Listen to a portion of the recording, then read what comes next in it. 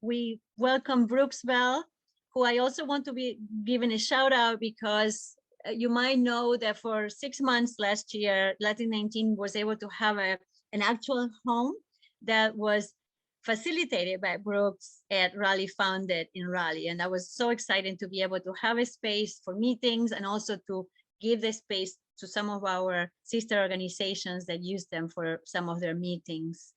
So thank you, Brooks, for your support for Raleigh Funded, and welcome to Latin19. Thank you, Viviana.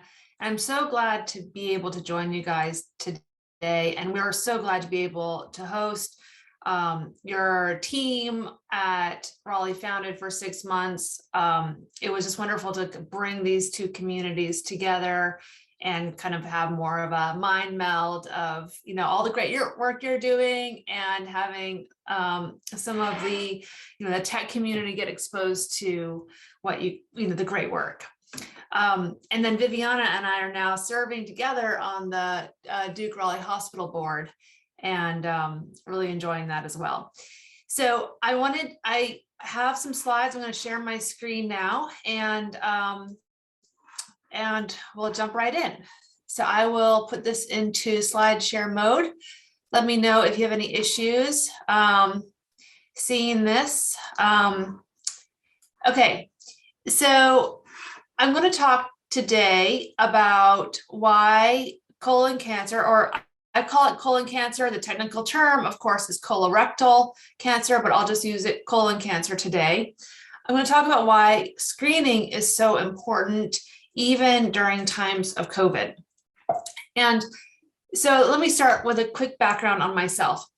I am actually a business owner. I'm the co-founder of Raleigh Founded, but I am also the founder of Brooks Bell, which is, we have an office at St. Mary's in Hillsborough, and I do digital marketing with my team. I have about 50 employees, and I've been running the company for 18 years. So I started it when I graduated from school at Duke in the early 2000s. So I ran my company, and in January of 2019, I was diagnosed with colon cancer at age 38. And the way I discovered it is that I had, while I was traveling, I had blood in my stool, and I called a doctor, and they said that I probably just had a hemorrhoid, and not to worry about it, but I continued to bleed. I saw another doctor. She also said it was a hemorrhoid, not to worry about it, but then I continued to bleed, and I finally I cold called a gastroenterologist, and they had a different perspective, said I'm not too young for colon cancer at age 38, and that 2 months of bleeding was too long, and that I should get a colonoscopy.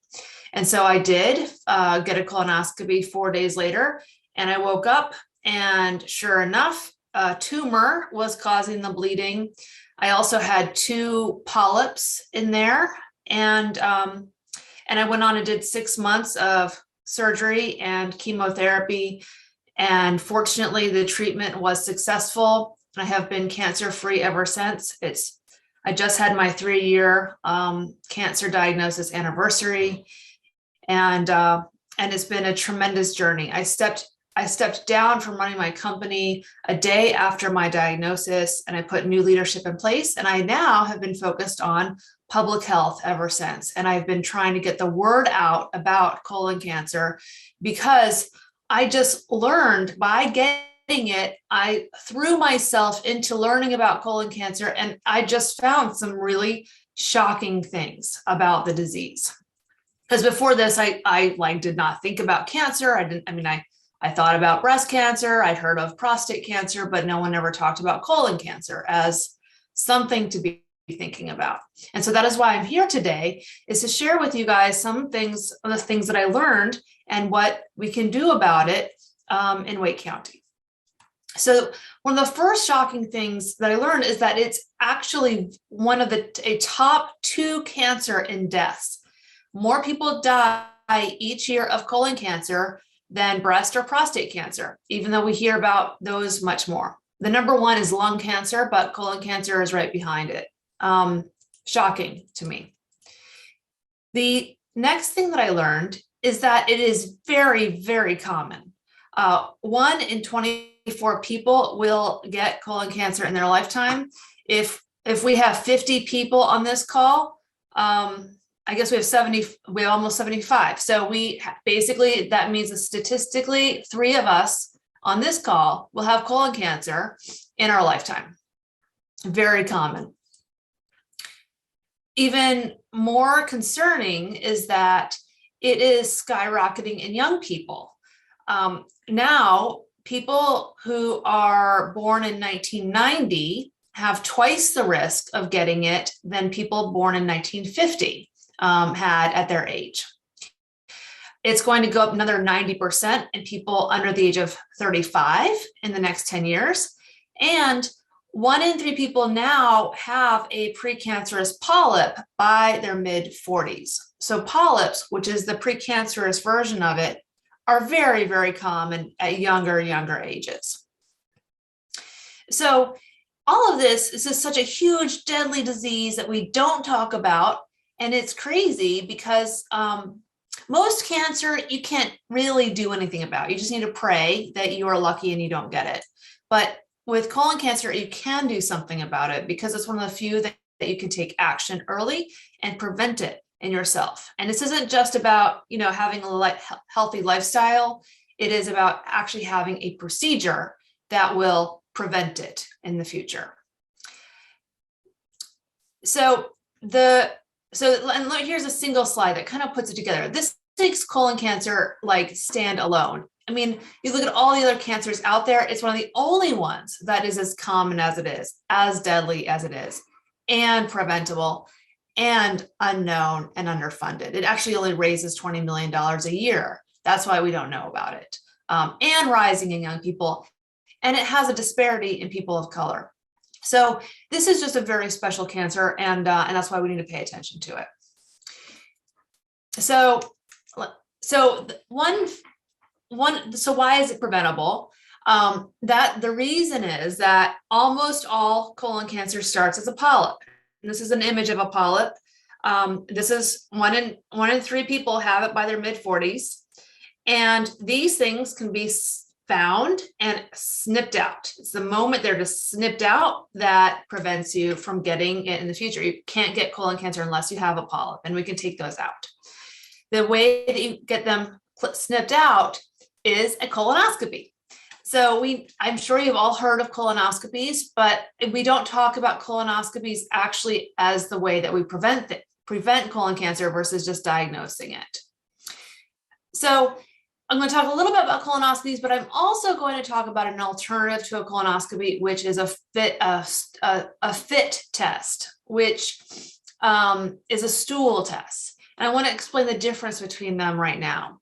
So a colonoscopy is amazing because it detects if you have cancer now, and then it prevents it in the future by snipping out your polyps.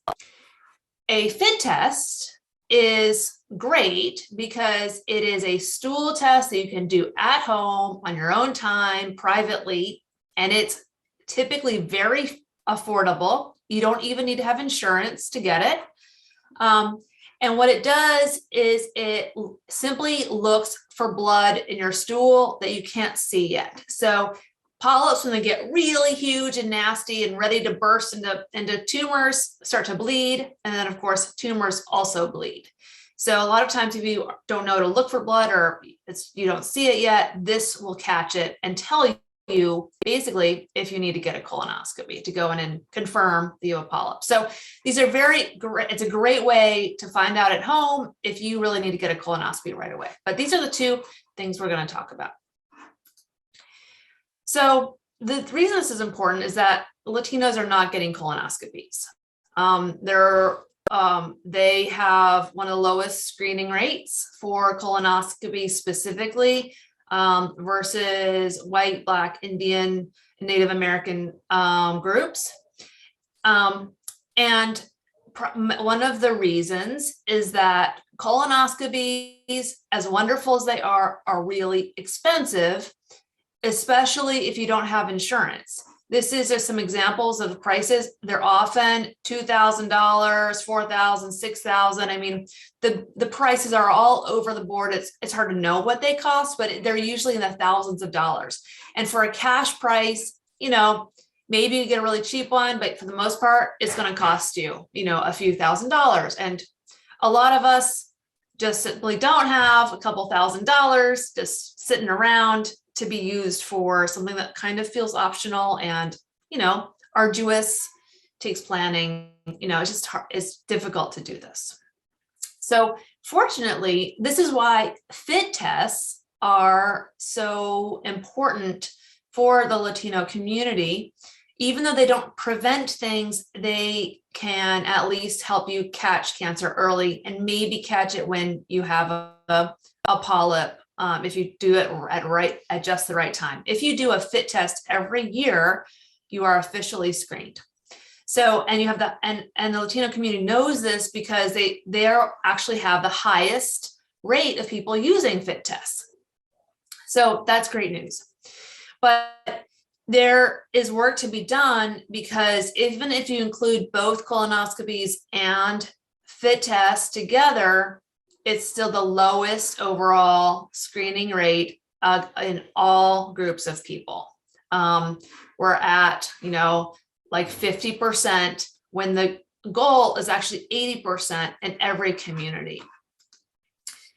And this is, presumably, I think, because we also have the highest uninsurance rate, and that would explain why this is a problem. And the real issue, the reason this is so dangerous is that if you're uninsured, you actually have a 64% higher rate of dying from colon cancer than if you have private insurance.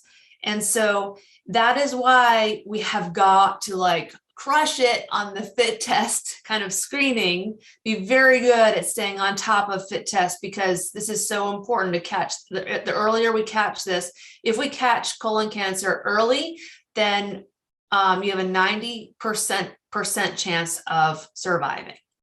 So it's catching it early. That's the whole game. The other thing I thought it was just interesting, since we are in COVID times, it's good to know that last year, more people in 2020, even though we saw a lot of people dying of COVID, another 40% more people died of cancer that year. So cancer is still more deadly than COVID, especially as we start to come out of COVID. And this is getting even worse because people will be dying of cancer at even higher rate going forward, because this is the colonoscopy rate during 2020. It dropped quite a bit because we weren't able to get into colonoscopies. Everyone was afraid of it. And so now all the people, there were about 4.8 million people that did not get their colonoscopy that year that should have. That means there will be a lot of people who die because they had cancer and didn't catch it early. So what can we do? I have some good news. Well, actually, before we get to the good news, so a practical challenge we need to be aware of is you get a fit test. If it comes back positive, the work is not done. You have to follow up and get a colonoscopy after that. That finding out if you're positive, it means you have blood in your stool. It means you might have an issue. And now you have to go through, get the money, get the time, get the support to get that colonoscopy. It's very important to get a colonoscopy. And so how do we make that step? So we need to support Latinos who get that positive fit test into a colonoscopy as soon as possible. So the good news is that the Colorectal Cancer Alliance, I'm on the board. Actually, I don't know, my screen is I'm having a hard time moving these slides correctly. Okay, so we have some good news. We have thousands of free donated fit stool tests from Let's Get Checked. And we actually distributed some of these in 2020 with Viviana's help at one of the health fairs. So we have thousands of them. We really have as many as you want. we need your help distributing them. The way that we can, this is how it would work. And maybe take a screenshot of this screen so you can refer back to it. You would go directly to letsgetchecked.com to order your fit test, to have it mailed directly to your house. You would go to, you go basically get to the colon cancer screening page, and then check out, and using this promo code. It normally costs $69. This will get that $69 to zero. Order it, take it at home. If it is positive, then you need to get a colonoscopy. And today, what you can do is, and maybe Viviana can talk about other local resources that we have, but one resource that exists is that you can call the Colorectal Cancer Alliance. This is the number. And they have a helpline that will then help you find a colonoscopy in Wake County that will cost a copay of $25. There might be a little bit of a wait list, but once you're on that wait list, then they will get you in for that colonoscopy that will be much more affordable. And that's part of what this nonprofit can provide. And so that is what we can do today. And then another thing, if you want to kind of get the word out, this is a flyer that we had created, and I have the PDF for it. You can email me to get this PDF if you'd like to print this out and distribute this. This sort of explains a path to get to, you would go to the Alliance and actually fill out a form, a quiz. But anyone who is over 45 and of Hispanic heritage and uninsured will qualify for one of our free fit tests. And then we'll give you the link basically to Let's Get Checked. So that is my presentation. I'd love to take some questions at this point.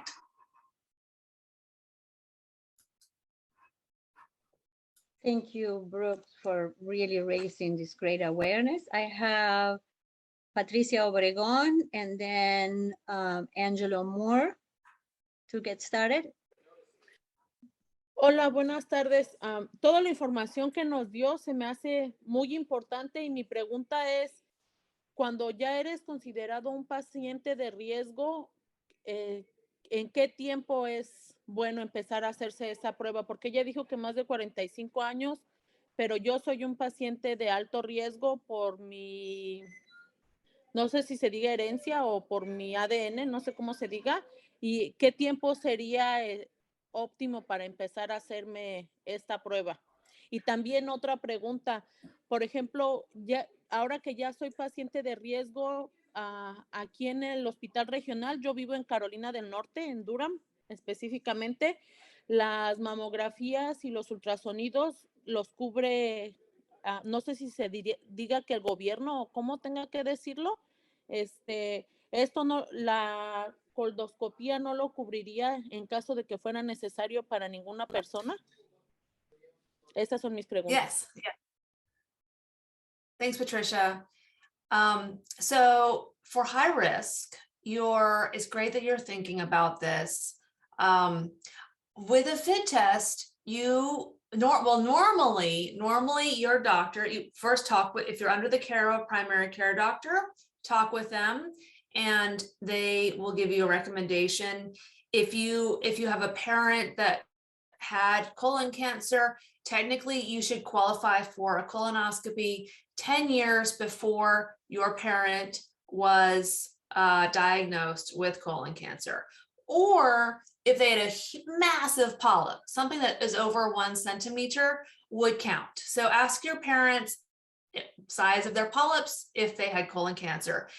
Sometimes the parents might say stomach cancer or something else, and just find out if it was colon cancer. But then with a fit test, particularly with our free fit test, I would go and get it at any time. I had colon cancer at 38, it's rising in young people. If personally as a non-doctor, I would I would start screening at get your fit test starting at age 30. And then if you get a positive fit test, then it will give you even more evidence to qualify for, or just push you to get an early colonoscopy, and put in the effort to try to get that covered. If it's not, I believe that different laws are changing. I think something just changed recently that I think with Medicaid or with private insurance, if you have a positive fit test, then they will cover a follow-up colonoscopy. And the second, yes, and that, I guess I would answer the second question, is it depends on your private insurance, it depends on your Medicaid, but I believe that if it hasn't already happened, things are in motion that a positive fit test would qualify you for a covered follow-up colonoscopy.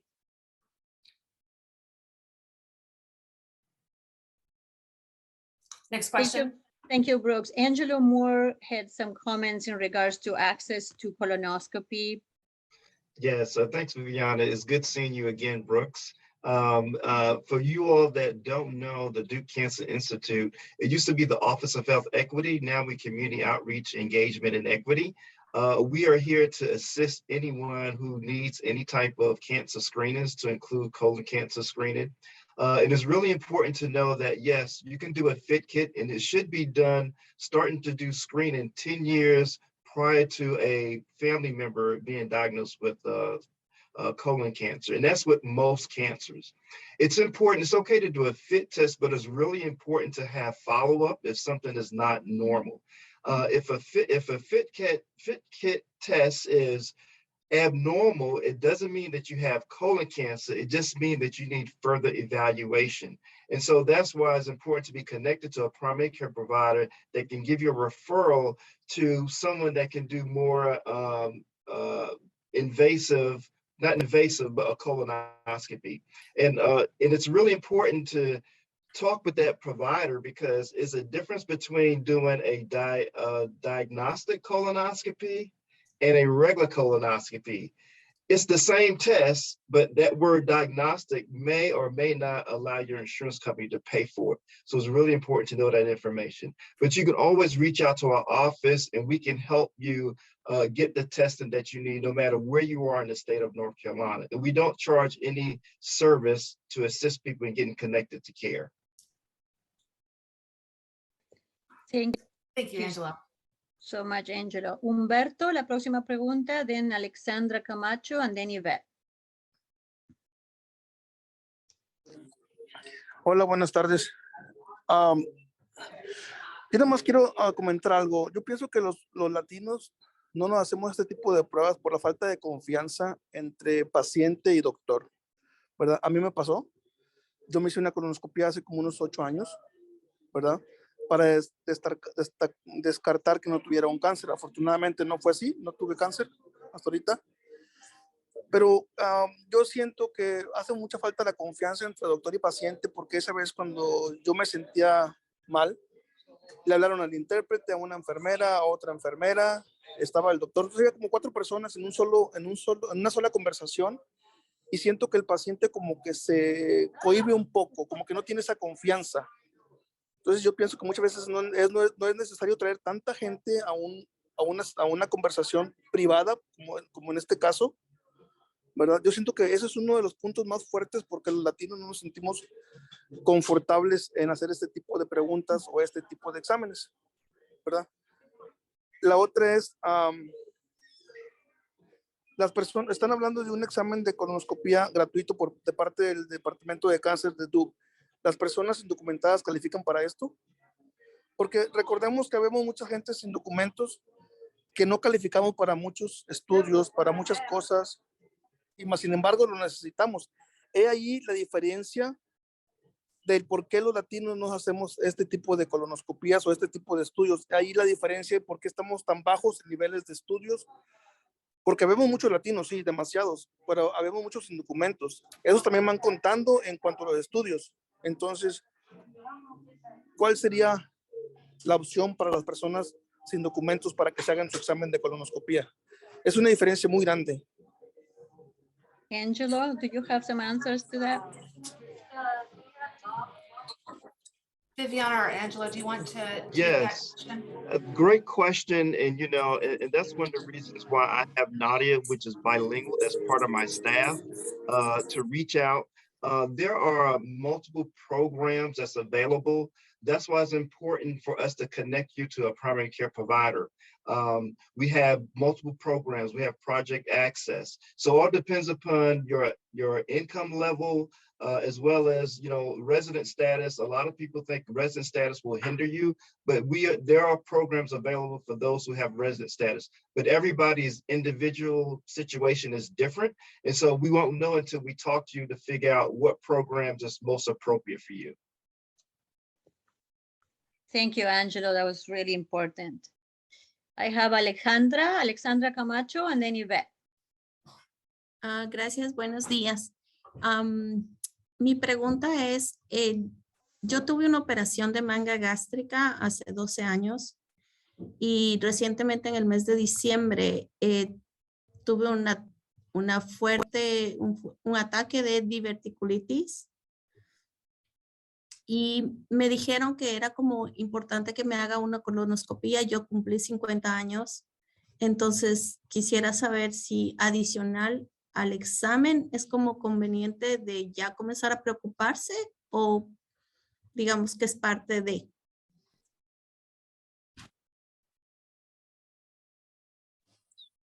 Perdón, Alexandra, ¿me repites la condición que tuviste en diciembre, por favor? Diverticulitis. Diverticulitis. Diverticulitis.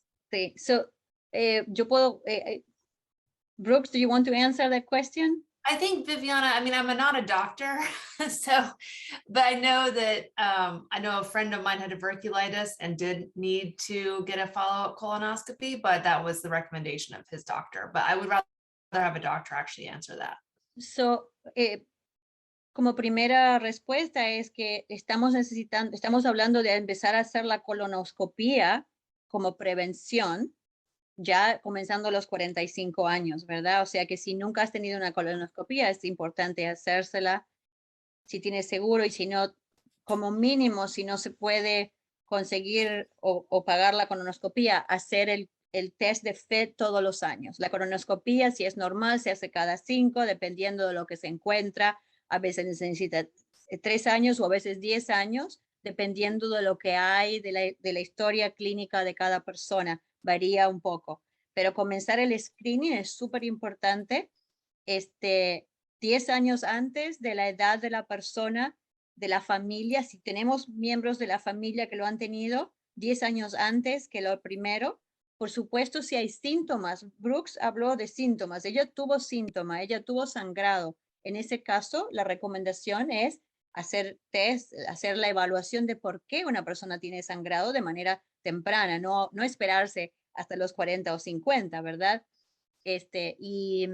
Pero estamos hablando de tratar de lograr una colonoscopía, un buen estudio ya a partir de los 45 años, es donde del seguro lo está pagando, y si es de familia con riesgo, el seguro mismo ya lo paga desde más temprano. No sé si Brooks, ¿tienes algo más para agregar? No, I think you covered it all. I'm going to go to Let's Get Checked. It seems like you guys are trying to get to it. I'm going to try to get to the actual link for the colon cancer screening, so that you guys all have that, because it seems like there's some issues. Let's get checked. I just it seems like, let's see, one second.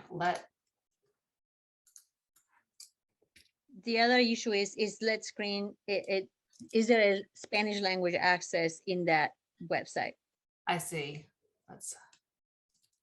And while Brooke is finding that website, I just want to emphasize that the recommended screening age for a colonoscopy was reduced from age 50 to 45.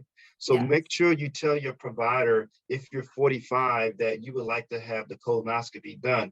Not all providers are adhering to the new guidelines of 45, and even some insurance companies are giving people a difficult time if they're not advocating for themselves. Yes, Well, you're right. Everyone at age 45 should be getting this. getting a colonoscopy or fit test. Technically, you can start a fit test whenever you want to, because you can get it yourself. But insurance will start, and Medicaid and Medicare Medicaid will start to cover it at age 45. Now, the fit test is not free, from what I understood. Yes. It's $69, correct? Yes, and you can get fit tests on Amazon. I think you can get some at Walgreens. They're very available. The Colorectal Cancer Alliance has that promo code to pay for one for you from Let's Get Checked. But you, even outside of Let's Get Checked, you could just basically go to Amazon and put in colon cancer screening or colon cancer fit test, and it will give you options. I think they might be as low as $30. But you would need, if you want to do fit tests, then you would need to do them every year in order to consider getting be officially screened. And then so I would recommend is picking like a specific date, like January 1st or whatever, as your screening date, and getting the habit of doing it on the same date year after year after year for you and your whole family. It'd be like a very funny day, you're all doing your stool test together, should bring you closer. Thank you so much, Brooks. Yvette, ¿ya no tienes más preguntas? Otherwise, we need to move on to our next patient, the next speaker. Thank you, everybody. Yvette, did you have a question? Hola. Sí, gracias. Buenas tardes a todos. Más que una pregunta, quisiera agradecer, de verdad, esto que están haciendo, hasta se me rompe la voz, ya que mi mamá murió hace 28 años de cáncer de colon, y me da mucho gusto y alegría que ha avanzado tanto la tecnología, el estar ahorita teniendo esta conversación con ustedes, el escuchar, el poder, la ciencia, cómo ha avanzado para tener estas pruebas, y de verdad que es de suma importancia darle voz a esto, porque es una muerte muy desgastante, y hace 28 años era mucho peor. Las condiciones de mi mamá, de 49 años, cuando ella falleció, parecía una anciana de 70 años, un año entero en el hospital, con 10 operaciones, muy terrible. Y la verdad, cuando me invitaron esta mañana a esta conversación, yo dije, yo tengo que estar aquí. Y yo me he hecho la colostomía en México. Aquí en Estados Unidos, ya lo dijeron, es muy caro, pero de verdad es muy, muy, muy bueno lo que están diciendo para continuar, porque ya por descendencia mía y de mis hijos, mis hijas, tenemos que hacer esto, y la verdad es muy buena información, y espero contribuir para ayudarles a dar voz a mi gente latina. Muchas gracias y muchas felicidades. Muchísimas Thank you gracias. so much, and I'm sorry about your mom, and I'm so glad you're out there talking about this. Muchísimas gracias. Thank you very much to everybody who shared testimony, both here and on the chat. We know it goes to say to what Brooke was saying at the very beginning, how frequent these cancers are and how important it is to do the screening.